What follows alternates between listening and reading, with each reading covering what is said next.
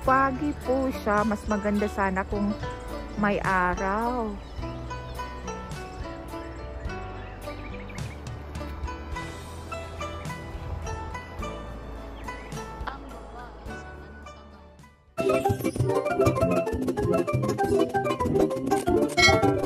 Hi people, this is May and welcome back to May Lingaw channel, your guide and travel buddy. So this time guys, we are here at Macholong. So this is an easy hike, 15 to 20 minutes lang siya. So tingnan nyo ang view kung gaano kaganda na sa aking likod. So that is China.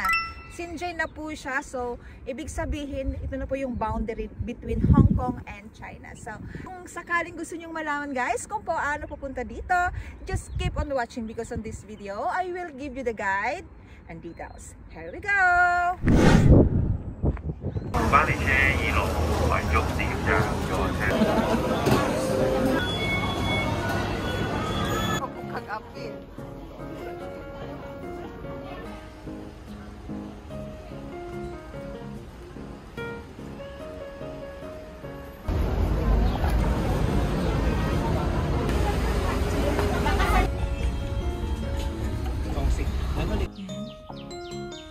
Follow natin.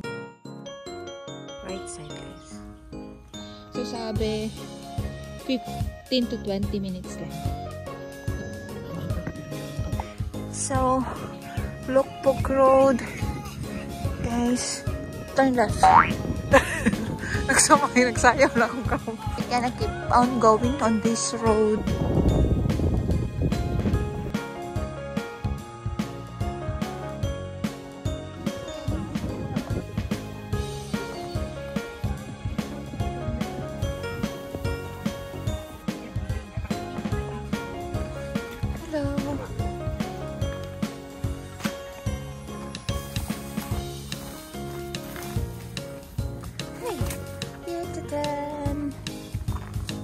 So this is the fund. Yeah.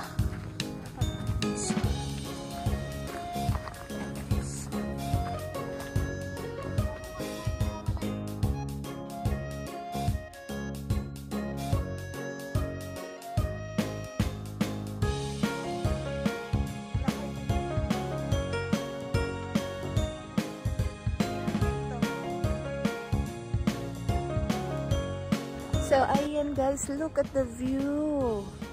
So, maganda siya. So, pupunta kami doon sa kabila. So, mas malapit daw doon. So, this is an easy walk guys. Tulad ng sinabi ko, 15 to 20 minutes lang. Depende sa speed. Pero, yan lang po yung i-hike 15 to 20 minutes. Pero malayo po siya kasi nandito tayo yung station na yung train na sasakyan natin is Xingshui. Xingshui ba? Hindi ako sure sa tama pa yung pag-pronounce ko. Ilalagay ko na lang dito. Sa Xingshui station. And then mag-e-exit tayo sa exit A4. And then sasakay tayo ng bus 51B. And then yung bus nasa 15 to 20 minutes din yung travel. And then bababa kayo sa last station. Then babalik kayo ng kaunti doon sa may corner and then papunta dito. So yun po yung starting point. So let's go. So ito yung pinakamalapit na guys. Ito na yon. So doon tayo kanina dyan. So ito yung pinakamalapit. So imagine nandito na tayo sa nandito na tayo sa border ng China.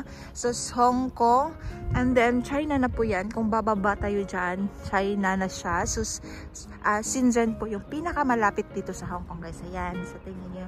So try namin magpalipad ng drone since medyo sira yung aming drone kasi matagal na siyang hindi nagamit. And then last naming paggamit is nalublob siya sa tubig dagat. So titingnan natin kung aandar pa siya. Ayan. So, sobrang ganda niya dito, relaxing. Sabi nila, maganda daw dito pag sunset.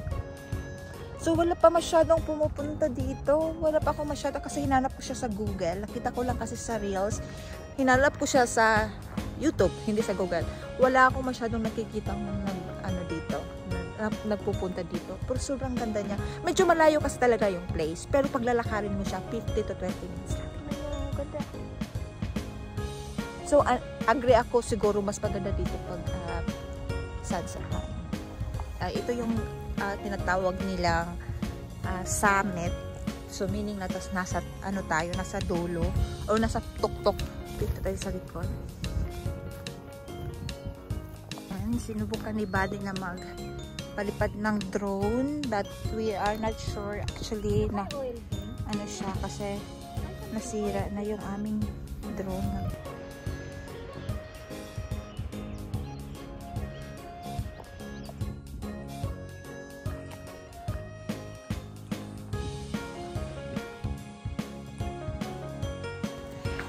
Hi guys! So, welcome back. Pauwi na kami guys. Kung saan kami nag-start kanina. Dito yon. Ayan. Yung kanto na yan.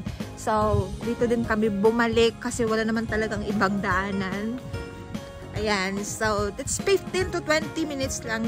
Pwede siyang 15 minutes kung mabilis kayo maglakad. O, syempre, kung langkayan ka, dugay-dugay dyan. Dugay mi dito. Nagtambay pa mi. So, hello guys. So, tapos na tayong mag-hike. Galing na kami dito. Tandaan nyo lang to kung mag-starting point kayo, yung Low Fork Road. Kasi doon kami bumaba kanina, sinabaan. Tapos bumalik tayo dito papuntang ganyan. Low Fork Road. Yun ang tandaan niyo. Mabilis lang siya. Ayan. So, this is the end of our video for today, guys. Kung gusto nyo malaman, panoorin nyo lang itong full video na ito. Ayan. Thank you for watching.